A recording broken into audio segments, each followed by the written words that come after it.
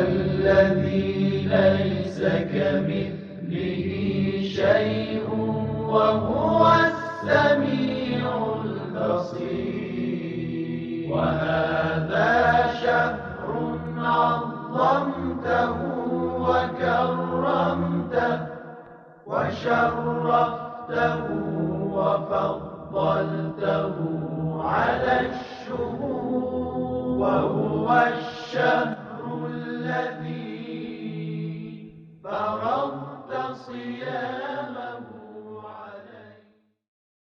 اعوذ باللہ من الشیطان الرجیم. بسم اللہ الرحمن الرحیم. الحمد للہ رب العالمین والصلاة والسلام علی رسول اللہ وآلہ الطیبین الطاہرین. ناظرین اکرام، ہدایت ٹی وی کی جانب سے نشر ہونے والے ماہ رمضان المبارک کے مخصوص پروگرام کے ہمراہ آپ کا میزبان کفایت حسین حاضر خدمت ہے.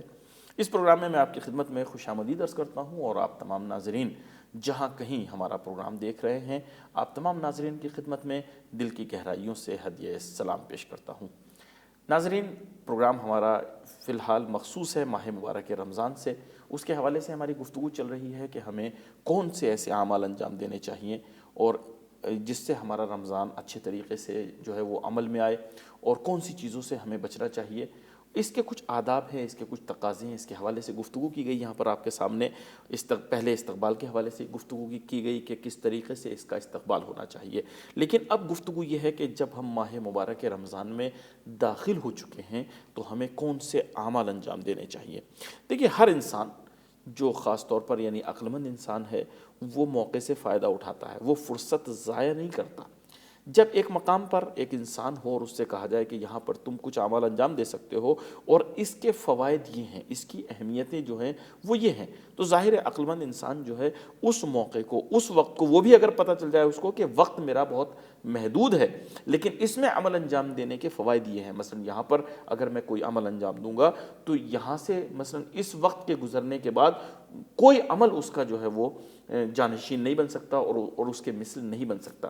تو ظاہر انسان سوچے گا کہ مجھے یہاں پر کون کون سے اعمال انجام دینے چاہیے. اسی طریقے سے انسان کو پہلے سے پروگرام بنانا چاہیے. آپ کی خدمت میں یہ پروگرام اسی لیے پیش کیا جا رہا ہے کہ تاکہ ہم متوجہ ہوں کہ رمضان خداوند متعال نے ہمیں توفیق دی اور ہماری زندگی کو اتنا طولانی کیا کہ ایک مرتبہ پھر ہمیں نصیب ہوا ہے اور ہماری زندگی میں ایک مرتبہ پھر رمضان آیا ہے. پتہ نہیں اگلے سال ہمیں یہ موقع ملے یا نہ ملے. تو اب اس ماہ مبارک میں ہمیں کون سے اعمال انجام دینے چاہیے، آج اسی حوالے سے ہماری گفتگو ہوگی. اور خداوند متعال نے آج جس عظیم شخصیت کی میزبانی کا ہمیں شرف بخشا ہے وہ ہیں مولانا سکندر کاظم تقوی صاحب قبلہ.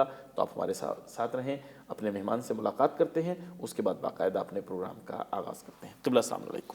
علیکم السلام ورحمۃ اللہ وبرکاتہ. قبلہ بہت شکر گزار ہیں، آپ نے ہماری دعوت کو قبول فرمایا. پروگرام میں آپ کو خوش آمدید عرض کرتے ہیں. اعوذ باللہ من الشیطان الرجیم. بسم اللہ الرحمن الرحیم. وبہ نستعین انہ خیر ناصر ومعین وصلی اللہ علی سیدنا محمد وآلہ الطیبین الطاہرین. میں بھی شکر گزار ہوں ہدایت چینل کا کہ انہوں نے موقع دیا کہ کچھ عرائض لے کر آپ کے سامنے حاضر ہو سکیں، اور ساتھ ہی ساتھ ناظرین محترم کا شکر گزار ہوں کہ وہ اس وقت اس پروگرام کو دیکھ رہے ہیں اور ان کے سامنے انشاءاللہ کچھ عرائض لے کے حاضر ہوئے. جی بہت شکریہ.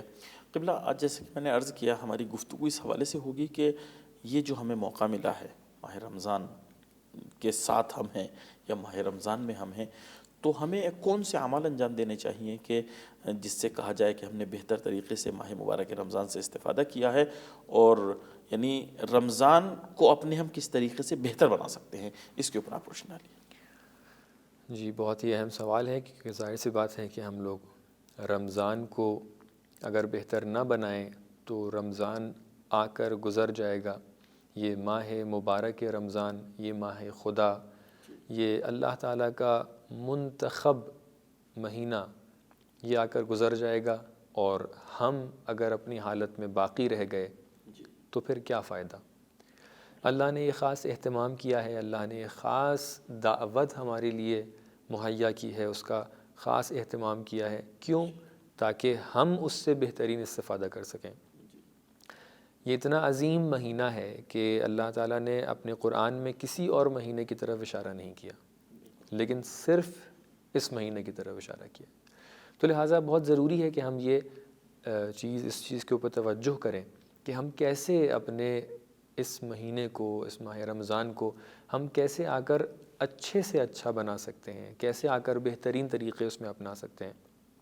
ظاہر سی بات ہے فَاسْأَلُوا أَهْلَ الذِّكْرِ إِن كُنتُمْ لَا تَعْلَمُونَ، اگر ہمیں اس حوالے سے کسی سے پوچھنا ہو تو بہترین شخصیات اور بہترین ذوات ہمارے لیے اہل بیت علیہم السلام کی ذات ہیں کہ جن سے ہم پوچھ سکتے ہیں کہ ہم رمضان میں ایسا کیا کریں۔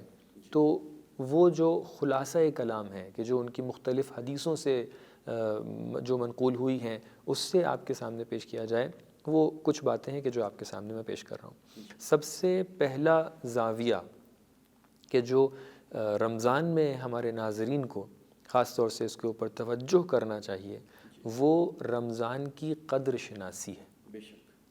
یعنی رمضان کی امپورٹنس کو، اس کے سگنیفیکنس کو ہم سمجھیں۔ انسان کسی بھی چیز کے حوالے سے تب بہترین استفادہ کر سکتا ہے کہ جب اس کی اہمیت کو سمجھے۔ اگر ہمارے سامنے ابھی دروازے سے کوئی شخص آ جائے اور ہمیں نہیں پتہ ہے کہ یہ مثال کے طور پہ فلاں کنٹری کا پریسیڈنٹ ہے، یہ فلاں کنٹری کا منسٹر ہے، یہ فلاں عالم ہے، یہ فلاں کتاب کا لکھنے والا آتھر ہے، یہ فلاں ہے، فلاں ہے، ہم جانتے ہی نہیں ہیں، وہ آ کر ہمارے پاس بیٹھ جائے گا، ہو سکتا ہے کہ ہم لوگ آپس میں بیٹھ کر کچھ دیر تک کی گفتگو بھی کریں، ادھر ادھر کی باتیں کرنے کے بعد وہ چلا جائے گا۔ اور اگر ہم ایک یعنی اجنبی ہونے کی حیثیت سے اس کا احترام بھی کریں گے، لیکن پھر بھی جو احترام کا حق ہے وہ ادا نہیں کر پائیں گے، کیونکہ ہمیں معرفت نہیں ہے اس کی، کچھ معرفت نہیں ہے، اس لیے ہم کچھ نہیں کر پائیں گے۔ لیکن اگر ہم سے یہ کہہ دیا جائے کہ یہ جو شخص آنے والا ہے یہ آپ کے محلے کا ایک بڑا آدمی ہے، تو ہم تھوڑا سا اس کے لیے پریپیئرڈ ہو جائیں گے۔ اگر ہم سے کہہ دیا جائے کہ نہیں آپ کے شہر کا ایک منسٹر ہے، یہ کہہ دیا جائے آپ کے شہر کے سب سے بڑے عالم دین ہیں، یا کہہ دیا جائے آپ کے شہر کے سب سے اچھے پروفیسر ہیں، تو ہم ایک اور لیول اپنے لیے اپنے آپ کو اپ گریڈ کر لیں گے۔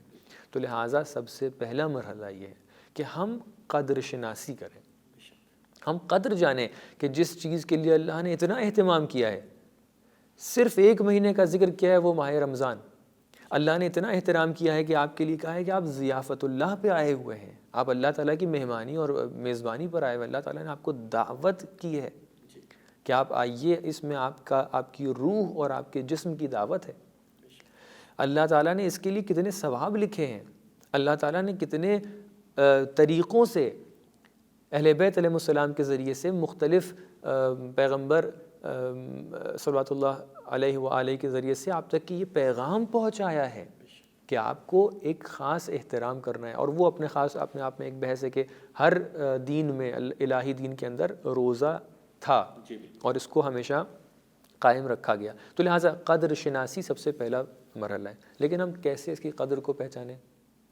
ہم کیسے ایک شخص کے بارے میں، ایک ذات کے بارے میں پہچانتے ہیں کہ یہ کون ہے؟ اس کا سب سے بہترین طریقہ ہے کہ ہم جا کر اس کے بارے میں ریسرچ کرتے ہیں، ہم علم حاصل کرتے ہیں۔ تو میں اپنے ناظرین محترم سے یہ گزارش کروں گا کہ آپ ضرور جا کر رمضان کے بارے میں پڑھیے، رمضان کے بارے میں مختلف کتابوں کے اندر جو فضیلتیں لکھی ہیں اس کو پڑھیے، ائمہ طاہرین علیہ السلام کی احادیث کو پڑھیے، پیغمبر اکرم صلی اللہ علیہ وآلہ وسلم کی احادیث کو پڑھیے، تاکہ علم حاصل ہو کہ رمضان کیا ہے، اور یعنی علم سبب بنے کہ آپ کو معرفت حاصل ہو، تاکہ آپ اس کے قدر کو پہچانیں۔ کیونکہ ظاہر سی بات ہے ہم لوگ ان پروگرامز کے اندر اتنی حدیثوں کو تو نہیں بیان کر سکتے ہیں جتنی عظیم اور جتنی متعدد احادیث بیان ہوئی ہیں، اور جتنی فضیلتیں بیان ہوئی ہیں، خالی ہم لوگ گنوانے اگر بیٹھ جائیں یہاں پر تو کافی وقت درکار ہے اس کے لیے۔ ظاہر سی بات ہے ہم لوگ ہر چیز یہاں آپ کے سامنے پیش نہیں کر سکتے ہیں، لیکن آپ سے گزارش ہے کہ آپ لوگ جا کر مفصل کتب ہیں علماء کے پاس جائیے، ان سے پوچھیے کہ رمضان کی اہمیت کیا ہے، جہاں تک کہ ممکن ہے ہم لوگ آپ کے سامنے بیان کر رہے ہیں۔ تو سب سے پہلا مرحلہ یہ ہے کہ ہم سامنے والے کی اہمیت کو جانیں۔ جب ہمیں پتہ چلے گا کہ کون ہمارے پاس آ رہا ہے، جب ہمیں پتہ چلے گا کہ کس چیز کی طرف ہم جا رہے ہیں، جب ہمیں پتہ چلے گا کہ اللہ نے کتنا اہتمام اس کے لیے کیا ہے، تو ہم چاہیں نہ چاہیں خود بخود احترام آ جائے گا، ہم چاہیں نہ چاہیں خود بخود ہمارے پلانز آپس میں آپ اس کو بنانا شروع کر دیں گے. ظاہر سی بات ہے کہ آپ سے کوئی کہے کہ یہاں کے اوپر فلاں عالم دین آنے والے ہیں, فلاں پروفیسر آنے والے ہیں, آپ خود بخود اپنے آپ کو سمیٹنا شروع کر دیں گے, گھر کو اچھا مرتب کرنا شروع کر دیں گے. تو لہٰذا ایک بہت اچھی اس کے اندر ایک اچھا پہلو ہے کہ آپ جیسے ہی قدر کو جانیں گے, جیسے ہی اس کی سگنیفیکنس کو, امپورٹنس کو, اہمیت کو سمجھیں گے, وقت کو سمجھیں گے, آپ فوراً خود بخود اپنے آپ کو منظم کرنا شروع کر دیں گے. یہ پہلا مرحلہ ہے. دوسرا مرحلہ جو احادیث کے اندر اس کا تذکرہ ہوا ہے وہ یہ ہے کہ جب پیغمبر اکرم صلی اللہ علیہ وآلہ وسلم سے پوچھا گیا کہ ہم لوگ رمضان کے اندر بہترین عمل کیا ہے, ہم کیا کریں کہ جس سے ہمارا رمضان بہتر بن سکتا ہے, تو آپ نے ارشاد فرمایا کہ تم رمضان کے اندر ترک گناہ کرو. اگر ہم نے ترک گناہ کر لیا, معصیت پروردگار سے اپنے آپ کو محفوظ رکھو. حالانکہ ہم لوگ کو پورے سال اس بات کے اوپر توجہ کرنے کی ضرورت ہے, لیکن جب خاص وقت ہے تو خاص اس کے اندر اہتمام ہونا چاہیے. حالانکہ ہم لوگ بری بات کو بولنا, مثال کے طور پہ کوئی برا جملہ بولنا, کسی کو برا بھلا کہنا سب جگہ پر غلط ہے, لیکن اگر آپ کسی خاص شخصیت کے سامنے بیٹھے ہوں تو آپ خاص اہتمام کرتے ہیں. وہ جیسے کہا جاتا ہے نا کہ اگر اس یعنی مبارک مہینے میں اگر نیک اعمال کا ثواب اور اس کا اجر زیادہ ہے تو اسی اعتبار سے اگر برائی اس میں ہو رہی ہے تو اس کا گناہ بھی جو ہے وہ زیادہ ہو جائے گا. تو لہٰذا ہم لوگ اس چیز کے اوپر خاص توجہ رکھیں کہ ہم لوگ اس مہینے کے اندر ترک گناہ کے اوپر بہت توجہ رکھیں. آپ سے یہ ایکسپیکٹڈ نہیں ہے کہ آپ جا کر راتوں رات جاگ کر عبادت کریں.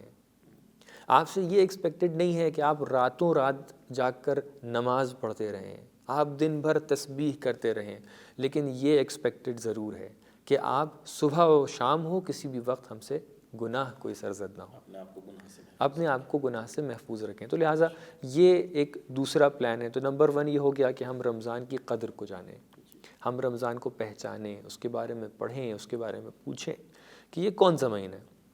نمبر 2 یہ ہو گیا کہ ہم رمضان کے مہینے میں ترک گناہ کو اپنا ایک طریقے سے ایم بنا کے چلیں کہ ہمیں اس مہینے میں گناہ کی طرف جانا ہی نہیں ہے. البتہ اس کے لیے بھی ایک مقدمہ پھر ہونا چاہیے نا کہ انسان سب سے پہلے خود گناہوں کو سمجھے, چونکہ ہمارے معاشرے میں بہت سی ایسی چیزیں رائج ہیں کہ جو گناہ ہی نہیں سمجھی جاتی. مثلا رمضان کا دن ہے, مثلا روزہ رکھا ہے انسان نے, دوست بیٹھے ہوئے آپس میں گفتگو کر رہے ہیں اور وقت پاس کرتے ہوئے وہ اس طرح کی باتوں میں داخل ہو جاتے ہیں کہ یا تو غیبت ہو جاتی ہے یا مثلا کسی کی دل آزاری ہو جاتی ہے, کسی کے اوپر کوئی الزام لگا دیا جاتا ہے.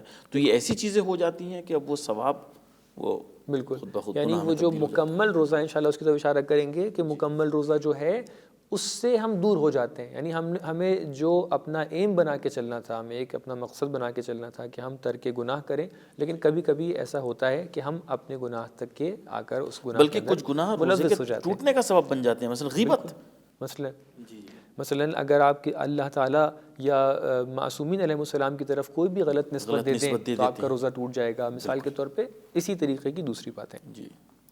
تو دوسرا قدم یہ ہو گیا. اب اس کے اندر ہمیں بہت خیال رکھنے کی ضرورت ہے کہ ہم بہت سی جگہ پہ ہوتا ہے اسباب فراہم کرنا ہی ایک طریقے سے خود اپنے آپ کو گناہ میں ڈالنا ہے. آپ مثال کے طور پہ فرض کیجئے, میں ایک چھوٹی سی مثال دوں, آپ فرض کیجئے کہ ایک انسان ہے کہ جو فرسٹ فلور پہ گیا ہے اور وہاں سے وہ کود گیا ہے. اب جب وہ فرسٹ فلور سے کود کر زمین تک کے آنے میں جو فاصلہ ہے, اس میں بیچ میں ایک دم سے وہ سوچے اور وہ پشیمان ہو جائے کہ ہمیں نہیں کرنا چاہیے, کوئی فائدہ نہیں ہے. اب کیا فائدہ ہے؟ کیوں؟ کیونکہ آپ نے اس سے پہلے اسباب فراہم کر دیے. کیونکہ آپ نے اسباب فراہم کر لیے ہیں تو اب اگر آپ وہاں پر سوچ بھی جائیں کہ یہ ہمارا کام غلط ہے, ہمیں پلٹ کے بھی جانا ہو, تو آپ فرسٹ فلور واپس نہیں جا سکتے. اور سوچنا نہیں, خالی کہہ بھی دیں, معافی بھی مانگے, خدایا اب غلطی ہو گئی, اب معاف کر دے. یہ بالکل وہ جیسے فرعون ڈوبتے ہوئے کہہ رہا تھا نا کہ میں اب ایمان لے آیا, رب موسیٰ اور ہارون. تو آخری وقت میں ایمان کا اور اسلام کا کیا فائدہ. تو لہٰذا ہمیں بہت توجہ دینے کی ضرورت ہے کہ ہم لوگ اپنی زندگی میں بہت پریکٹیکل مثال دینا چاہوں گا. مثال کے طور پہ جیسے آپ نے اشارہ کیا, ہم ایسی گیدرنگز میں نہ بیٹھیں کہ جس کے اندر ہمیں یہ خدشہ ہے کہ ہو سکتا ہے کہ یہاں پر ہم ایک تہمت کسی پہ لگا دیں, ہو سکتا ہے ہم اللہ تعالیٰ کے اوپر کوئی غلط نسبت دے دیں. ہمیں بہت توجہ دینے کی ضرورت ہے. مثلا فرض کیجئے کہ انسان ہے کہ جو خود اتنا پریپیئرڈ نہیں ہے کہ جو کوئی دینی گفتگو کر سکے, عوام کے درمیان میں سے کچھ لوگ کو یہ ایک شوق ہوتا ہے کہ دینی گفتگو کی جائے، دینی معلومات بڑھائی جائیں، اور میں اس چیز میں اپنے ناظرین کو یہ پیغام دینا چاہوں گا کہ یہ بہت اچھا شوق ہے. یعنی آپ اگر دین کی تبلیغ کر رہے ہیں تو بہت اچھا کام ہے، لیکن یہ آپ کا دھیان رہے کہ اگر عام دنوں میں اگر کہیں غلطی سے آپ یہ کہہ دیں کہ فلاں آیت قرآن کے اندر ہے اور نہ ہو، فلاں حدیث پیغمبر نے ارشاد فرمائی ہے اور انہوں نے ارشاد نہ فرمائی ہو، اگر فلاں حدیث کی نسبت امام کی طرف دے رہے ہیں انہیں ارشاد نہیں فرمائی ہے، تو کوئی مسئلہ نہیں تھا. آپ کو ایک گناہ تو ہے، زیادہ گناہ ہے، ایک گناہ ہے، جی بالکل، لیکن آپ کا روزہ باطل نہیں ہو رہا تھا. لیکن ابھی آپ رمضان کے دن میں جب روزے دار ہیں تو روزے دار اگر کوئی ایسا کام کر دے، میں جان رہا ہوں کہ آپ کی نیت اچھی ہے، آپ کی نیت تو یہ ہے کہ آپ دین کا پیغام پہنچا دیں، آپ کی نیت یہ ہے کہ سامنے والے تک کہ حدیث پہنچا دیں، لیکن اگر کہیں چھوٹی سی غلطی ہو گئی تو معلوم ہوا آپ کوئی پیغام بھی نہیں پہنچا پائے اور آپ ہی کا نقصان ہو گیا، روزہ بھی باطل ہو گیا، گناہ کے مرتکب ہو گئے. تو لہٰذا ہم اس چیز پہ توجہ کریں کہ ہم ایسے اسباب ہی فراہم نہ کریں، ہم ایسی چیزوں کی طرف جائیں ہی نہ کہ جہاں پر ہمیں پتہ ہے کہ ہم ایک گناہ کے اندر پڑنے والے ہیں. ہم کوشش کریں کہ جتنی بھی ڈسکشنز ہیں اس کو ایسے موڑ کی طرف آنے سے پہلے ہی روک دیں کہ کہیں ایسا نہ ہو کہ ہمیں علم نہ ہو اور اس کے اندر ہم انٹر ہوئے جا رہے ہیں. تو لہٰذا یہ بہت ضروری ہے کہ ہم رمضان کے اندر کیونکہ ہمیں ترک گناہ کرنا ہے. اور شاید معاف کیجیے گا، یہ جو کہا گیا ہے کہ نومکم فیہ عبادہ، تمہاری نیند اس میں ثواب ہے، تو ہو سکتا ہے اسی چیز کی طرف ہو، بہت اشارہ ہو سکتا ہے. جی، ورنہ تو یہ نہیں ہو سکتا کہ ایک انسان قرآن کی تلاوت کرنا چاہتا ہے رمضان کے مہینے میں تو کہا جائے کہ اس سے بہتر تمہاری نیند ہے. یہ نہیں ہے، بلکہ تم اگر سو رہے ہو تو وہاں گناہوں سے محفوظ ہو، اس لیے تمہارا سونا اس میں جو ہے وہ عبادت ہے. بالکل، یعنی حتیٰ اس طریقے سے بھی حدیث کے اندر آیا ہے کہ اگر انسان چپ ہے تو ایک تسبیح کا ثواب مل رہا ہے. تو کیوں چپ ہے تسبیح کا ثواب مل رہا ہے؟ کیونکہ امکان ہے کہ اگر ہم انسان بولے تو اس کے اندر کوئی خطا ہو جائے. تو لہٰذا ہم اپنے ناظرین سے یہ کہنا چاہیں گے کہ وہ اس طریقے سے اپنے شیڈیولز کو پلان کریں، اس طریقے سے اپنے دن کو پلان کریں کہ وہ ان سب چیزوں کو اوائڈ کریں کہ جہاں پر اسباب فراہم ہو جائیں کہ آپ کوئی گناہ میں ملوث ہو جائیں. مثال کے طور پہ فرض کیجئے آپ ایسی جگہ پر نہ جائیں جہاں پر آپ کو پتہ ہے کہ کوئی ایسا چینل لگنے لگے گا کہ جہاں پر آپ کے کان، آپ کی آنکھیں کوئی غلط چیز دیکھ لیں. ایسی جگہوں کے اوپر نہ جائیں کہ جو ایسی گیدرنگز ہیں جہاں پر آپ سے پاسبلی ہو سکتا ہے کہ وہاں پر کوئی ایسی غلط بات بول دی جائے اللہ تعالیٰ کی بنسبت، ائمہ طاہرین کے بنسبت. ایسی گیدرنگز میں نہ جائیں کہ جہاں کے اوپر پاسبلٹی اس چیز کی ہے کہ جہاں پر آپ کو کوئی غلط چیز آپ کی زبان سے آ جائے. تو لہٰذا ہم کوشش یہ کریں کہ اپنے آپ کو بہت پریکٹیکل بنا کر، اپنے آپ کو ایک دم پری پلانڈ کہ ہمیں کیسے روزہ گزارنا ہے، ہمیں یہاں سے روزہ شروع کرنا ہے، یہاں پہ ختم کرنا ہے، ہمیں ایک دم محسوس طور پر پتہ ہونا چاہیے ہمیں کیا کرنا ہے کیا نہیں کرنا ہے. تو یہ تیسرا قدم تھا کہ جو روزے کے درمیان یا رمضان کے جو پورا مہینہ ہے ماہ رمضان کے اندر ہمیں آپ کس طریقے سے گزارنا ہے. اچھا قبلہ، میں یہ عرض کروں آپ کی خدمت میں کہ یہ ایک پوائنٹ بہت اہم ہے، ناظرین کو اس کی طرف توجہ دینی چاہیے. چونکہ ہمارے یہاں دیکھنے میں کیا آتا ہے کبھی کبھی کہ بچے نے روزہ رکھ لیا، اب اس کو دن کسی طریقے سے پورا کرنا ہے، افطار تک اپنے آپ کو پہنچانا ہے. یہ روزہ نہیں ٹوٹنا چاہیے، یعنی جو کھانا اور پینا ہے وہ اس سے یعنی اس سے محفوظ رہے. اب وہ اس وقت گزارنے کے لیے کیا کرتا ہے اس کی طرف توجہ نہیں دیتے، نہ جانے کتنے گناہوں کا مرتکب بن جاتا ہے. کبھی کبھی پتہ چلا ایک فلم دیکھ رہا ہے وہ، یعنی جو نازیبہ فلم ہے، کوئی اسلامی فلم نہیں ہے، کس لیے دیکھ رہا ہے؟ اس لیے تاکہ اس کا ٹائم پاس ہو، اس کا روزہ کٹ جائے. تو لہٰذا ہم لوگ اس کے لیے پلان بنا سکتے ہیں. جی بالکل. والدین کے اوپر ضروری ہے کہ اگر وہ امکان اس چیز کا دے رہے ہیں، ایک پاسبلٹی ان کی نظر میں آ رہی ہے کہ ہو سکتا ہے کہ بچہ یہ کہے کہ ہمیں فلم دیکھنی ہے، تو آپ رمضان سے پہلے اہتمام کریں، اسلامی فلمز لے کر آئیے، ایسا کنٹینٹ فراہم کریے کہ جو بچہ رمضان کے اندر جب روزے دار ہے تو بیٹھ کر کچھ سیکھے اور کم سے کم گناہوں سے محفوظ رہے، ایٹ لیسٹ یہ گناہ سے محفوظ رہے. جی بالکل. اور اگر سیکھ جائے تو کیا اچھی بات ہے، بہت اچھا ہو جائے گا. جی تو خیر یہ ایک تیسرا مرحلہ تھا کہ ہم بہت شکریہ. معاف کیجیے گا، یہاں پر ہم ایک مختصر سا وقفہ لیتے ہیں، اس کے بعد حاضر ہوتے ہیں. ناظرین، بہت اہم گفتگو چل رہی ہے کہ دیکھیے کس طریقے سے ہمیں رمضان گزارنا چاہیے، رمضان کے اوقات کو کن چیزوں سے ہمیں پر کرنا چاہیے. اور یہ اگر ہم پہلے سے پلان نہیں بنائیں گے، اگر پہلے سے ان چیزوں کی طرف ہم متوجہ نہیں ہوں گے تو روزے میں آنے کے بعد بہت سخت ہو جائے گا. چونکہ ہمارے گھر میں چھوٹے چھوٹے بچے روزہ رکھتے ہیں، ہماری جو ہے چھوٹی چھوٹی بہنیں اور بیٹیاں روزہ رکھتی ہیں، تو کبھی کبھی ہوتا ہے ان کے لیے وقت گزارنا سخت ہو جاتا ہے. تو آپ پہلے سے اس طرح کا انتظام کیجئے کہ بچہ ہے وہ کس چیز میں مشغول ہو.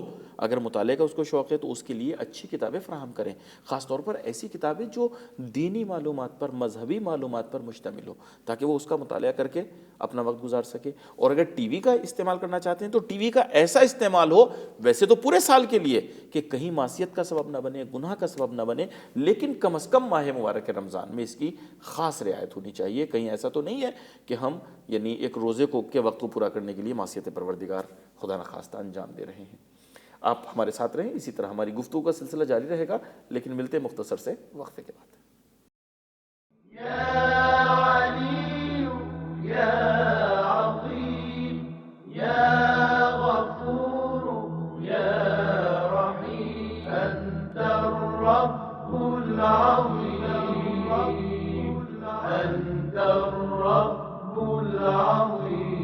الذي ليس كمثله شيء وهو السميع البصير وهذا شهر عظمته وكرمته وشرفته وفضلته على الشهور وهو الشهر الذي فرضت صيامه عليه وهو شهر رمضان الذي أنزلت فيه القرآن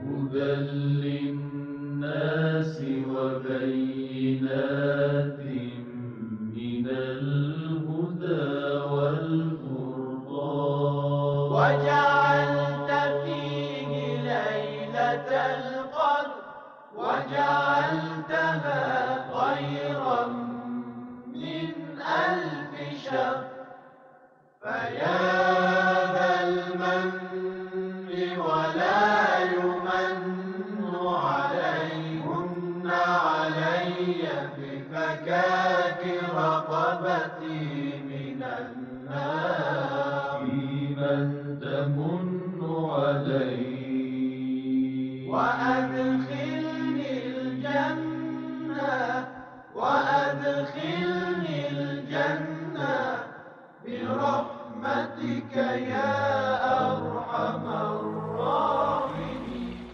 ناظرین اکرام، وقفے کے بعد پروگرام میں آپ کا خیر مقدم ہے، ہمارے ساتھ رہیں۔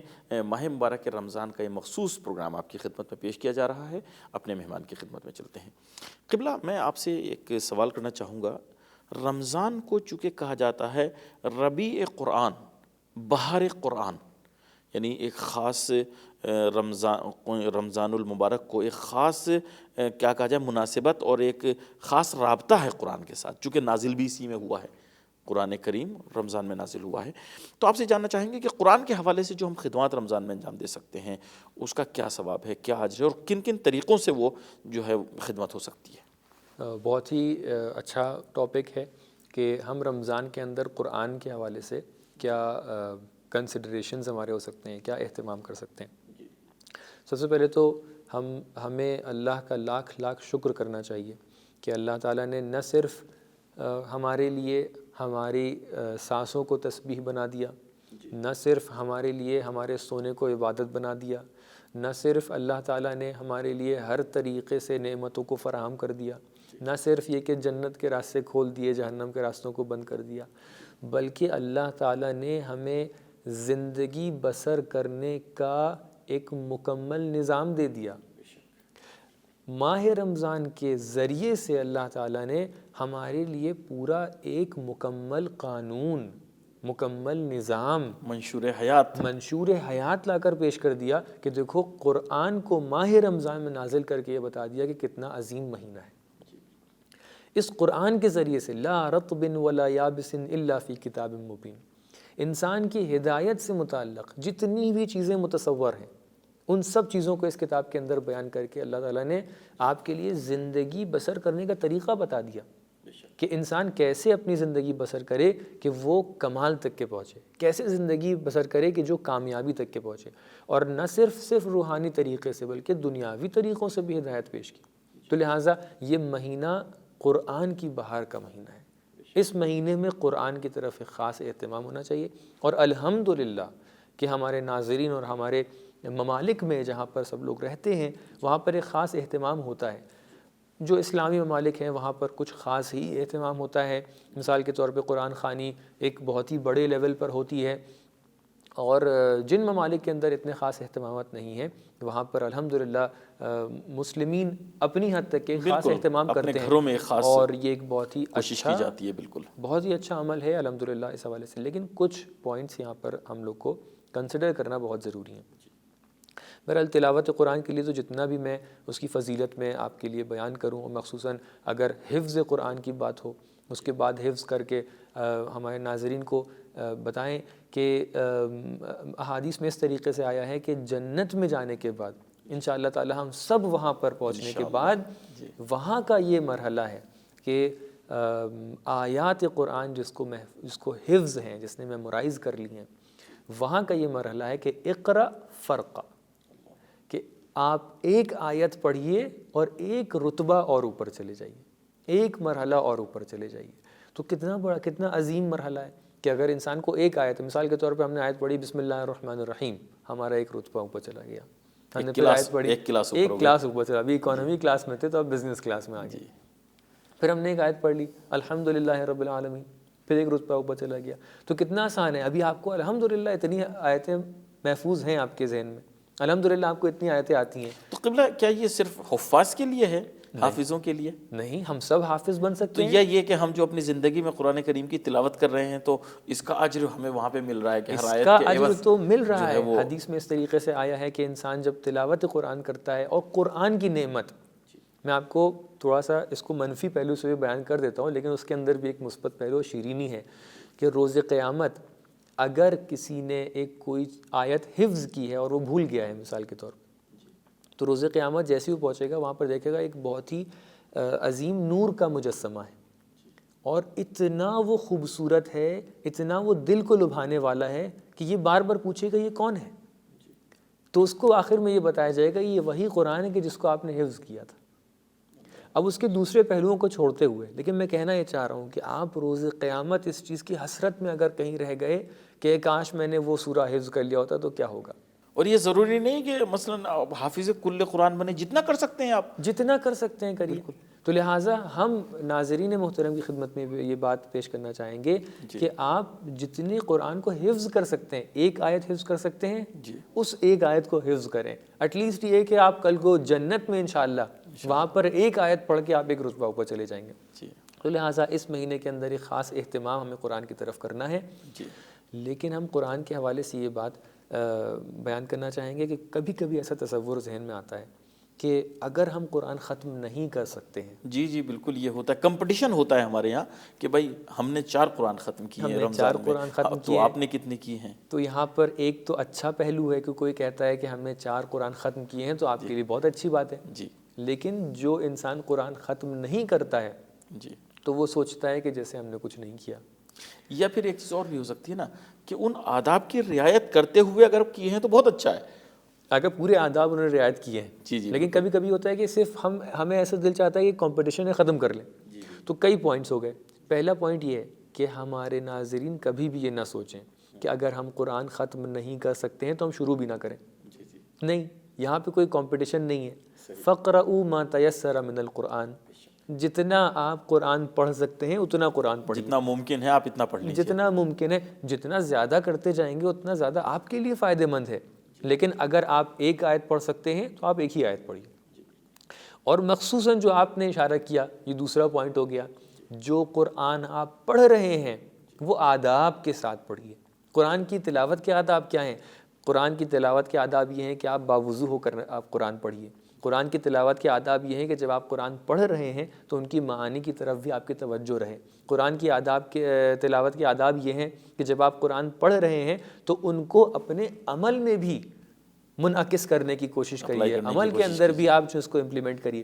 تو لہٰذا قرآن کے جو آداب ہیں انشاءاللہ اس کے اوپر کبھی اور موقع ملا تو گفتگو کریں گے تفصیل سے، لیکن کوشش یہ کی جائے کہ ہم اگر پورا قرآن ختم نہیں بھی کر سکتے ہیں تب بھی یہ مت سوچیں کہ ہم شروع ہی نہ کریں۔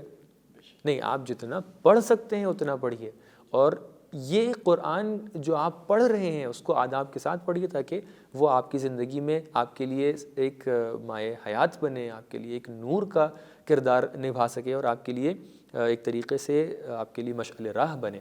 اور معاف کیجیے گا آپ کی بات کو یہاں پہ روکتے ہوئے، بڑے افسوس کے ساتھ یہ کہنا پڑ رہا ہے، اور آج واقعاً یہ وقت آ گیا ہے کہ ہم دیکھتے ہیں، ہمیں متوجہ کرنے کے لیے سوشل میڈیا پہ اس طرح کی کلپس آتی ہیں اور اس طرح کے بیانات آتے ہیں کہ قرآن ہمارے یہاں جو ہے وہ بالکل واقعاً مہجور ہے، جیسا کہ کہا گیا ہے نا، کہ ہم واقعاً اس کی تلاوت نہیں کرتے ہیں۔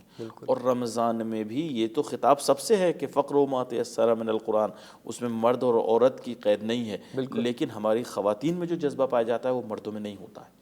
انشاءاللہ ہم لوگ اس پروگرام کے ذریعے سے درخواست کرتے ہیں کہ یہاں پر اللہ تعالیٰ فرماتا ہے کہ بہرحال بہت سی چیزوں میں کمپٹیشن شاید اچھا نہ ہو، لیکن ان چیزوں میں بالکل ضروری ہے، اچھا ہے۔ فاستبقوا الخیرات، فاستبقوا الخیرات، سارعوا الی مغفرۃ من اللہ۔ تو لہٰذا بہت ضروری ہے کہ ہم لوگ ان سب چیزوں کے اندر ایک دوسرے کو شوق دلائیں۔ اگر فیملی ممبرز میں اگر آپ یہ دیکھ رہے ہیں کوئی نہیں پڑھ رہا ہے تو کوئی ایک آدمی انیشیٹو لے لے، آ کر گھر کا جو مرد ہے، باپ ہے، وہ آ کر پہلے قرآن پڑھنا شروع کر دیں تو آپ کے ساتھ بچے بھی آگے آئیں گے۔ اگر بچے یہ دیکھ رہے ہیں کہ گھر والے نہیں پڑھ رہے ہیں تو بچوں میں یہ جذبہ ہو جائے، ایک دم سے شوق ہو جائے، وہ آگے بڑھ کے آ جائیں۔ ہو سکتا ہے کہ آپ ہی جو ابھی اس پروگرام کو دیکھ رہے ہیں، آپ اس انیشیٹو کو لیجئے، اور میں ایک بہت ہی پلس پوائنٹ اس پہ بتا رہا ہوں۔ حدیث میں اس طریقے سے آیا ہے کہ من سن سنتن حسنتن، جس نے کسی اچھی سنت کو، کسی اچھے طریقے کو، طور کو، کسی اچھے عمل کو آغاز کیا اور اس کو عام کیا دوسروں کے درمیان، تو فلہ اجرھا، یعنی جتنے بھی لوگ اس کے اوپر عمل کر رہے ہیں وہ اس کو بھی ثواب ملے گا۔ تو اگر آپ انیشیٹ کریں گے، فرض کیجیے ابھی تک کسی نے قرآن نہیں پڑھا ہے گھر کے اندر، آپ ایک دم سے لے کے قرآن بیٹھ جائیے، چلیے آج سے ہم قرآن شروع کرنے جا رہے ہیں اور ہم اپنے آداب کے ساتھ قرآن کو پڑھیں گے۔ آئیے ہم آپ کو بھی دعوت دیتے ہیں، اپنے بھائی کو دعوت دیجیے، اپنی بہن کو دعوت دیجیے، اپنے والدین کو دعوت دیجیے، والد اپنے بچوں کو دعوت دیں، والدہ اپنے بچوں کو دعوت دیں۔ جتنے لوگ آپ کے ساتھ ہمراہ ہوں گے سب کا ثواب آپ کو بھی، جتنا ان کو ملے گا ان سب کا جمع کیجئے، پھر آپ کو بھی ملے گا۔ تو کتنا اچھا ہے۔ تو لہٰذا ہم لوگ اس کو نہ چھوڑیں اس بات کو کہ اگر ابھی تک یہ شروع نہیں کیا ہے تو ہم انیشیٹ کر لیں۔ تو لہٰذا تلاوت قرآن کی طرف ایک بہت ہی خاص اہتمام ہونے کی ضرورت ہے۔ اس کے بعد والا مرحلہ جو ہم اپنے روزمرہ زندگی میں جو رمضان کے اندر ہمیں بسر کرنی ہے تاکہ رمضان بہترین طریقے سے انجام دیا جا سکے، وہ دعائیں اور مناجات ہیں۔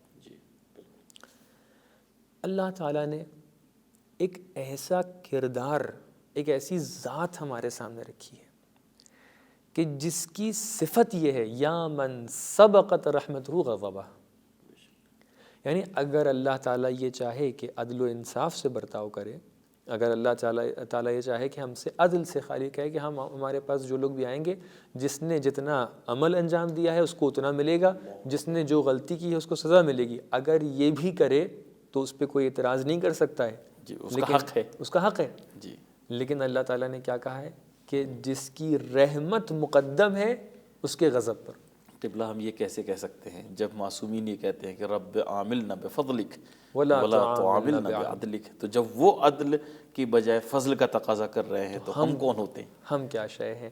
تو لہٰذا ہمیں بہت توجہ کرنا چاہیے اس بات پر کہ دعا کا راستہ اور مناجات کا راستہ بھائی، اور ایک تو یہ ذات، دوسرے وہ جو ہمیں مکتب دیا، جنہوں نے ہمیں طریقہ سکھایا۔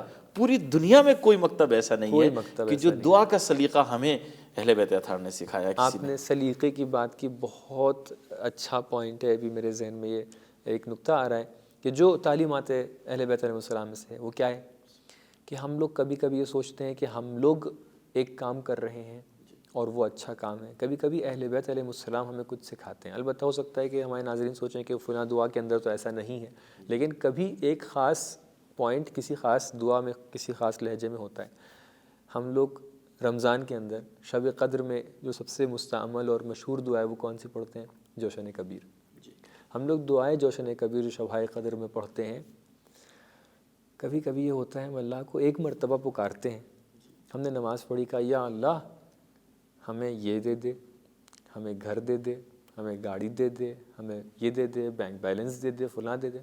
ایک آواز دے کر ہم چاہتے ہیں دنیا بھر کی چیزوں کو مانگ لیں، لیکن آپ دیکھیں امام یہ طریقہ سکھا رہے ہیں کہ کہ دیکھو دعا کا سلیقہ یہ ہے کہ اللہ کو 1000 بار پکارو اور ایک دعا مانگو، خلصنا من النار یا رب، بار بار مختلف ناموں سے، کہ جس کے اندر اسماء الہی، اسماء اعظم الہی موجود ہیں، بار بار پکار کے کیا کہہ رہے ہیں؟ خلصنا من النار یا رب۔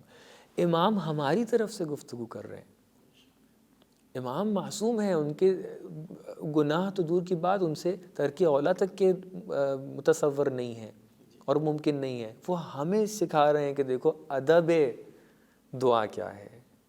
ایک بار پکار کے ہم سمجھتے ہیں کہ ہم نے کچھ ہم اللہ تعالیٰ سے ایک دم جیسے وہ ہمارا وہ قرضدار ہے، ہاں قرضدار ہے، بالکل نہیں، ایسی بات نہیں ہے۔ اللہ اگر اللہ تعالیٰ کا فضل و کرم نہیں ہوتا، اگر اس کا رحم نہیں ہو تو ہم لوگ منہ دکھانے کے لائق نہ رہیں۔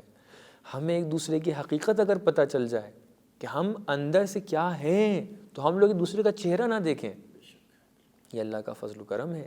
تو لہٰذا ہم آ کر معصومین علیہ السلام کی جو ان کی روش ہے، جو ان کا سلیقہ دعا ہے، امام سجاد علیہ السلام کی دعاؤں کو دیکھیے، انہوں نے رمضان کے لیے مخصوص دعائیں بیان فرمائی ہیں اور دعاؤں کے ذریعے سے بتایا ہے کہ کس طریقے سے آپ دعا کریں۔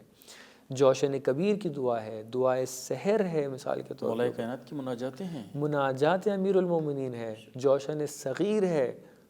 ایسی ایسی دعائیں کہ اگر آپ لوگ، میں گزارش کروں گا اپنے ناظرین سے کہ وہ جا کے ترجمے کو ضرور دیکھیں، ایٹ لیسٹ یہ کہ ہم سمجھیں تو ہم کیا بول رہے ہیں۔ اور اللہ تعالیٰ نے مناجات کا راستہ اسی لیے کھولا ہے۔ مناجات کا مطلب کیا ہوتا ہے؟ آپ اللہ سے بات کرنے کے لیے آگے آئیے۔ یہاں پر خالی عربی کی کچھ الفاظ پڑھ کے آگے نکل کے نہیں جانا ہے۔ مناجات کو اس طریقے سے جیسے ہمارے یہاں کہتے ہیں نا سرگوشی کرنا، نجوہ جو کہتے ہیں، نجوہ سے بنا ہے مناجات۔ تو یعنی اگر ہم چاہتے ہیں کہ خدا سے اتنے نزدیک ہو جائیں کہ ہم اب اس کے ساتھ جو ہے نا سرگوشی کریں، وہ مقام ہمیں حاصل ہو جائے، تو مناجات کے ذریعے ہوگا، مناجات کے ذریعے۔ تو لہٰذا بہت ضروری ہے کہ ہم لوگ اس باب کو کھولیں۔ ہمارے کیا یہ دروازہ ایک دم ایسا لگتا ہے بند ہے۔ ہم لوگ سوچتے ہیں کہ جیسے اللہ کے سامنے جا کر ہم گڑ گڑا نہیں سکتے ہیں، رو نہیں سکتے ہیں۔ کیوں؟ ہم اللہ، سب سے پہلی ذات کے جس کے آگے ہم رو سکتے ہیں وہ اللہ تعالیٰ، اور یہی وہ جگہ ہے کہ جہاں پہ رونا وہ باعث فخر ہے۔ باعث فخر ہے۔ کہیں جا کے آپ روئیں گے تو واقعاً باعث ذلت ہے، باعث ذلت ہے۔ اللہ مولا امام حسین علیہ السلام جب وہ دعائے عرفہ پڑھ رہے تھے تو انہوں نے پوری دعا پڑھنے کے بعد، حدیث میں اس طریقے سے آیا ہے کہ جب دعا ختم ہو گئی تو آپ نے یا رب کا لفظ اتنا تکرار کیا اور آپ کی آنکھوں سے صرف آنسو جاری تھے، بے شک۔ تو لہٰذا ہم اللہ کے سامنے رونے کو کبھی نہ سمجھیں۔ اہل بیت علیہ السلام کی سیرت یہی ہے، ان کا سلیقہ دعا یہی ہے۔ آپ نے ہم یہ سکھایا ہے کہ ہم لوگ یہ کریں۔ مولا امیر علیہ السلام اس طریقے سے گڑ گڑاتے تھے، هو الضحاک هو البکاء فی المحراب لیلا۔ امام علی علیہ السلام کی صفت کیا ہے کہ وہ بکا تھے، بہت رویا کرتے تھے محراب میں رات کو۔ هو الضحاک ما اذا اشتد الضراب، یعنی جب وہ میدان، یہ شعر ہے عربی کا ایک، کہ جب وہ میدان جنگ میں جاتے تھے تو جب ضربت لگتی تھی تو وہ مسکراتے تھے، سب لوگ روتے تھے، رسول خدا گریا کرتے تھے کہ اے علی آپ کے ابھی زخم ہو گیا ہے، لیکن وہ مسکراتے تھے۔ جب خدا کی راہ میں ضربت لگتی تھی تو علی مسکراتے تھے، اللہ اکبر۔ لیکن جب محراب عبادت پر آتے تھے تو هو البکا، تو وہ رویا کرتے تھے۔ تو دیکھیے یہ سلیقہ ہمیں اہل بیت نے سکھایا، تو لہٰذا اس دروازے کو کھولیے، اس دروازے کو کھولیے، ہم اللہ تعالیٰ کی جناب میں جا کر، حضور میں جا کر ہم روئیں۔ ہم آ کر دیکھیں، بہت سے دین ایسے اس وقت ہیں کہ جو کہتے ہیں ہمیں اپنے گناہوں کو کچھ لوگوں کے پاس جا کے کنفیس کر لینا چاہیے اور وہ ہمارے گناہ بخشوا دیں گے۔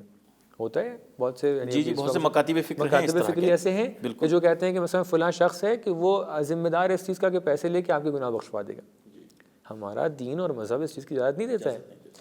اللہ ستار العیوب ہے، اس نے کسی کے سامنے اب کسی بھی بندے کو اجازت نہیں دی ہے کہ وہ اپنے گناہ جا کر کسی کے سامنے کھول کے رکھ دے کہ یہ میرے گناہ ہیں۔ حتیٰ اہل بیت علیہ السلام سے بھی جو شفاعت کا باب کھلا ہے، اس کے اندر یہ نہیں ہے کہ آپ جا کر گناہ جو ہے ایک طریقے سے وہ گنوائیں، وہاں پہ ذکر کریں گناہوں کا۔ تو لہٰذا ہمیں بہت توجہ کرنے کی ضرورت ہے کہ ہم لوگوں نے مناجات کا راستہ اسے بند کر دیا ہے اپنے لیے۔ ہم لوگ کو انفرادی طور پہ، اکیلے انڈیویجول طور پہ، گھر میں محراب پر اگر ہم مناجات کریں، اللہ کے سامنے روئیں، تو اس میں کوئی قباحت نہیں ہے، انسان کو رونا چاہیے۔ اور یہ رونا جو ہے دنیاوی چیزوں کے لیے نہ ہو کہ اللہ تعالیٰ مجھے وہ بینک بیلنس نہیں ملا، گاڑی نہیں ملی، گھر نہیں ملا، نہیں، اپنے وجود کے لیے ہو، روح کی ترقی کے لیے ہو۔ اور ساتھ ہی ساتھ گزارش اس بات کی بھی ہے کہ اگر اس کلچر کو ہم اپنے لوگوں کے درمیان عام کر سکتے ہوں تو کتنا بہتر ہے۔ یعنی ہم اس کلچر کو لے کے جائیں اسلامک سینٹرز کے اندر، اس کلچر کو لے کے جائیں مسجدوں میں، الحمدللہ ہوتا ہے سب جگہ پر، لیکن میں تاکیداً یہ عرض کر دینا چاہ رہا ہوں کہ اگر ہم لوگ اسی چیز کو شفٹ کر کے لے کے جائیں مسجدوں میں، یعنی دعائے جوشن کبیر اب گھر پہ بیٹھ کے اکیلے نہ ہو بلکہ مسجد کے اندر سب لوگ مل کر اللہ تعالیٰ کی بارگاہ میں گروہی طور پہ یہ کام کریں۔ جب جناب موسیٰ نے بھی یہ چاہا کہ اللہ تعالیٰ کی بارگاہ میں، آپ دیکھیں بہت سی جگہ پہ یہ کانسیپٹ موجود ہے، آپ کو مثال کے طور پہ جہاں پر فرض کیجئے کوئی خاص دعا کرنی ہے تو آپ تاریخ میں دیکھ سکتے ہیں مختلف جگہوں کے اوپر کہ پورے شہر کے لوگ جمع ہوئے، پورے شہر کے لوگ جمع ہو کر فلاں نماز استسقاء پڑھی یا نماز فلاں پڑھی۔ تو کہنے کا مقصد یہ ہے کہ گروہی طور پہ جو ہے، جمعی طور پہ جب آپ اللہ سے دعا مانگ رہے ہیں تو سب کی آوازیں ایک ساتھ ہو کے جا رہی ہیں۔ اللہ تعالیٰ کیسے رد کرے گا جو اتنا رحیم ہے، جو اپنے بندے کا، جب جناب موسیٰ سے یہ کہا کہ ایک بندے کو نکال دو کہ جو تمہارے درمیان ایک ایسا بندہ ہے کہ جو گنہگار ہے، تو جناب موسیٰ نے فوراً یہ کیا کہ اس کو نکالنے کی کوشش کر دی اور وہ پشیمان ہو گیا، وہ سامنے ندامت کے ساتھ آیا اور اس نے کہا کہ میں ہوں، میں چلا جاتا ہوں۔ تو اللہ ناراض ہوا اس بات پر، ایک بندے کی عیوب کو ظاہر کر دینا کہ جو گنہگار ہے، جس نے عیب اس کے اندر ہے، اس کے عیبوں کو اس کا عیب ظاہر ہو جانا اللہ کے لیے ناپسند ہے۔ تو لہٰذا اتنے بندے جب بیٹھ کر ایک ساتھ دعا مانگیں گے کہ اللہ میرے گناہوں کو معاف کر دے، اے اللہ مسلمانوں کی مشکلات کو دور کر دے، اے اللہ ان کے درمیان تعلیم لے کے آ جا، اے اللہ ان کے درمیان ترقی لے کے آ جا، تو اللہ کیسے اس بات کو ٹھکرا دے گا؟ بالکل، یہ رمضان دعا اور خاص مناجات تقاضا ہے، واقعی خاص دعا تقاضا، مناجات۔ یہ ہمارا پلان رہے۔ جی بہت شکریہ قبلہ، آپ سے یہیں پر اجازت چاہتے ہیں، بہت شکر گزار ہیں آپ کے، خداوند متعال آپ کو اجر عطا فرمائے، دعا میں یاد رکھیے گا انشاءاللہ۔ بہت شکریہ، خدا حافظ۔ ناظرین آپ کے بھی بہت شکر گزار ہیں، آپ پروگرام کے آخر تک ہمارے ساتھ رہے، بہت ہی اہم مطالب تھے، کس نقطے کی طرف اشارہ کیا جائے، لیکن میں صرف وہی آخری نقطہ جو ہمارے مہمان نے جس کی طرف اشارہ کیا اسی کو آگے بڑھاتے ہوئے اپنی گفتگو کو اور پروگرام کو اختتام تک پہنچاتے ہیں۔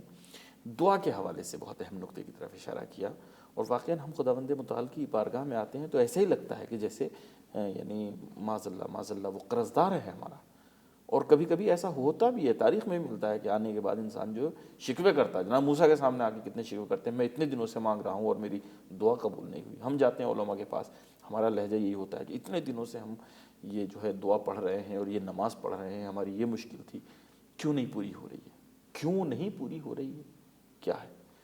اور ناظرین لیکن افسوس یہ ہے کہ ہم دعا کرتے ہیں اپنی مادیات کی خاطر کرتے ہیں، کبھی کبھی خداوند متعال کو پکارو، خود خدا کے لیے پکارو۔ دعا کا ایک اہم جو فلسفہ ہے وہ یہ ہے کہ ہم واقعاً خدا سے سب کچھ مانگتے ہیں لیکن اسی کو نہیں مانگتے۔